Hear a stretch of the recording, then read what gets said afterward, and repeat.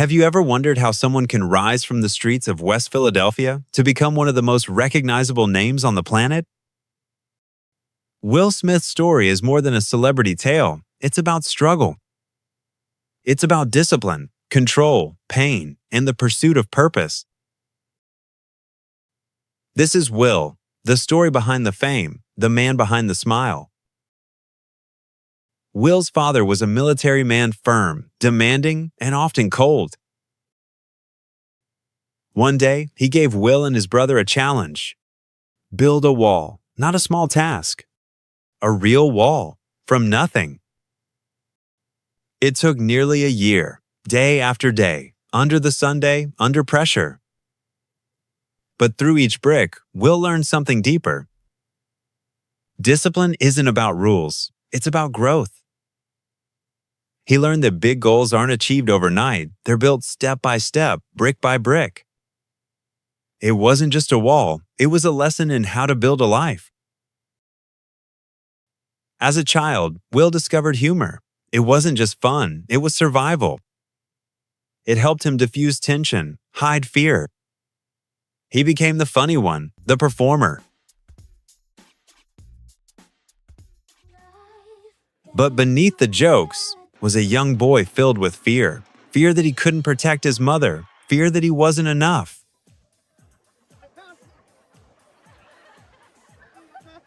Fame came later, but the wounds were already there.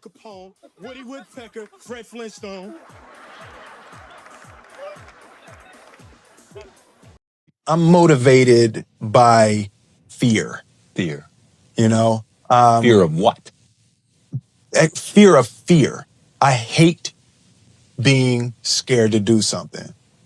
I hate that feeling of the feeling that I had before I had a meeting with Quincy Jones, because it was really Quincy Jones and a guy named Benny Medina and Jeff Pollak came with the idea for the Fresh Prince of Bel-Air. And I hated being scared, you know, like that I didn't want to even take the meeting. There were opportunities during when my first year as a rapper. Bill Cosby and the people on the Cosby Show had seen my music video and called me to be a character to come and try out for the Cosby Show. And just every time it was set up, for some reason, I couldn't make it.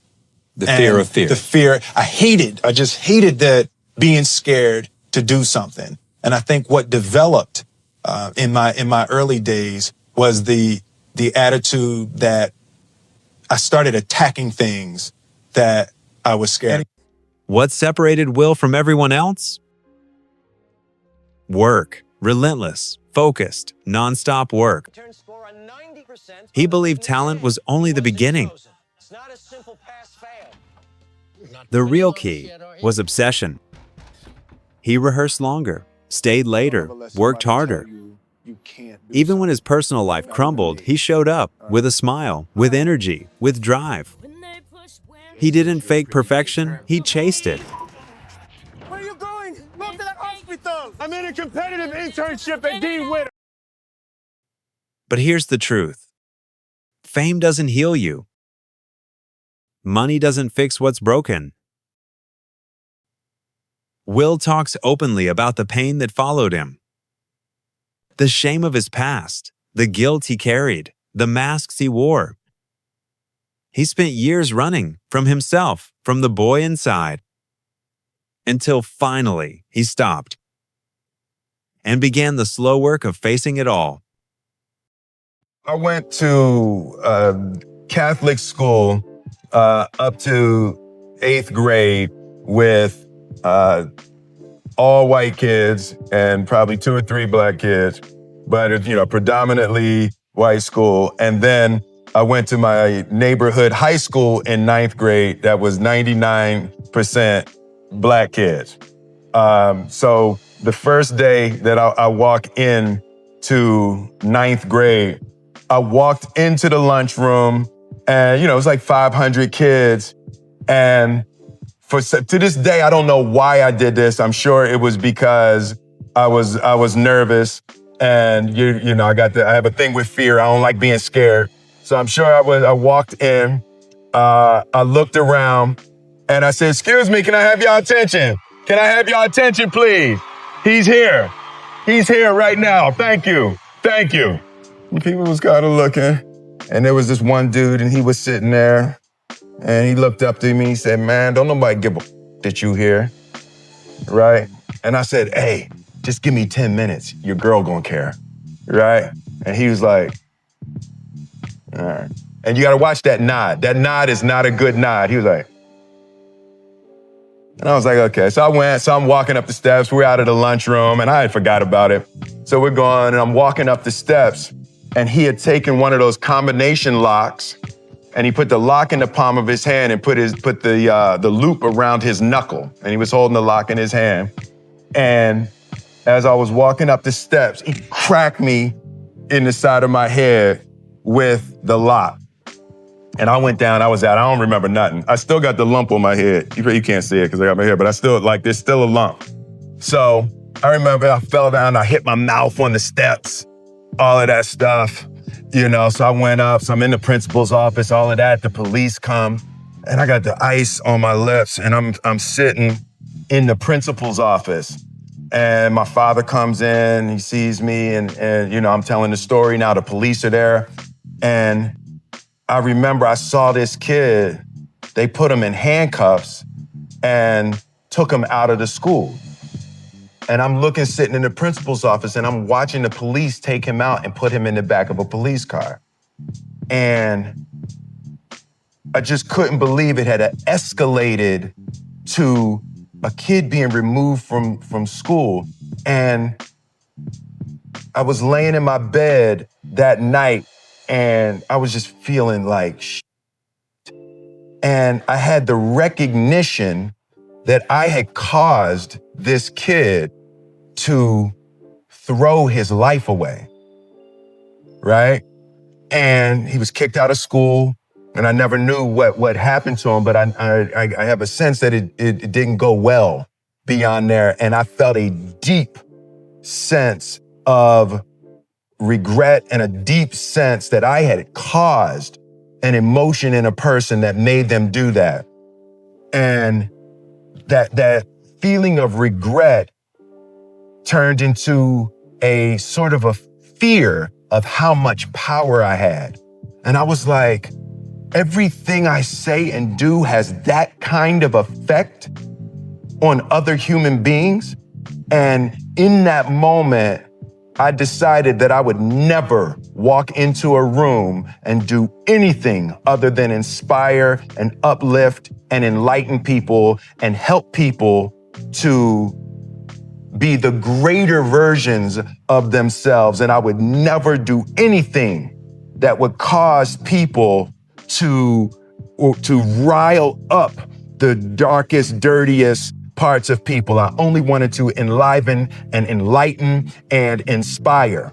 And I remember laying in my bed that night, and I made that promise to myself, and I made that promise to God. And it's something that has completely shaped how I approach people, how I approach moments, how I walk into rooms, how I deal with every human being on this earth.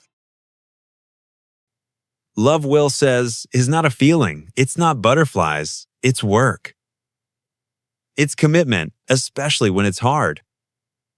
He shares his failures as a husband, as a father, as a man. And yet, he kept showing up, trying again, learning, growing. And he realized you can't truly love someone until you start loving yourself. Not the version you show to the world, but the real one, the flawed one, the human one. Support from loved ones saves even the strongest.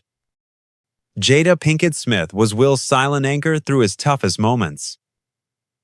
Love and belief from those closest to you give the power to rise after every fall.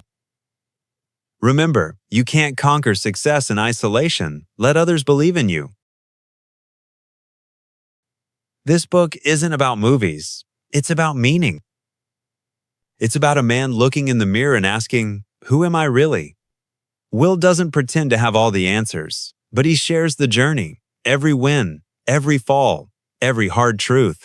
And in that journey is a blueprint, a guide for how you can take control, brick by brick, step by step.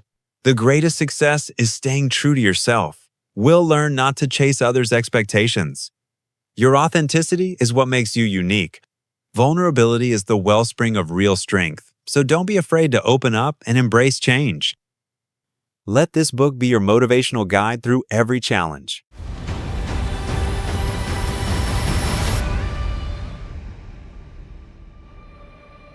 Skydiving is a really interesting confront with fear. I gotta stand up. I gotta stand up. You go out the night before and you take a drink with your friends and somebody says, yeah, we should go skydiving tomorrow. And you go, yeah, we'll go skydiving tomorrow. Yeah.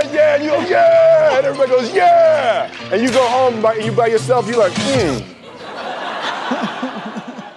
Right? You're like, well, I mean, they was drunk too. So then that night you're laying in your bed and you just keep, and you're terrified. You keep imagining over and over again jumping out of an airplane and you can't figure out why you would do that. So you get there and then you have this safety brief and you're standing there and the guys will tell you, well, if the chute doesn't open, what's going to happen is well, why the hell, what could happen? So you get onto the airplane and you're sitting there and it's extra because you're sitting on some dude's lap, some stranger, trying to make small talk. Yeah, man. So you be jumping with people all the time, huh? So you fly and you go up to 14,000 feet and somebody opens the door. And in that moment, you realize you've never been in a freaking airplane with the door open. Terror, terror, terror, terror. And then people start going out of the airplane.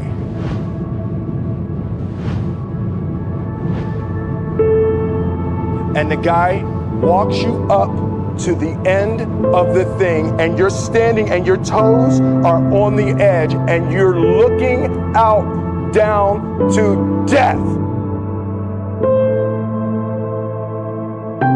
They say on 3. 1. 2, and he pushes you on 2 because people grab on 3. And you fall out of the airplane, and in 1 second, you realize that it's the most blissful experience of your life. You're flying. There's zero fear. You realize at the point of maximum danger is the point of minimum fear. The lesson for me was, why were you scared in your bed the night before? What do you need that fear for? Everything up to the stepping out, there's actually no reason to be scared. And then in that moment, all of a sudden, where you should be terrified is the most blissful experience of your life. And God placed the best things in life on the other side of fear.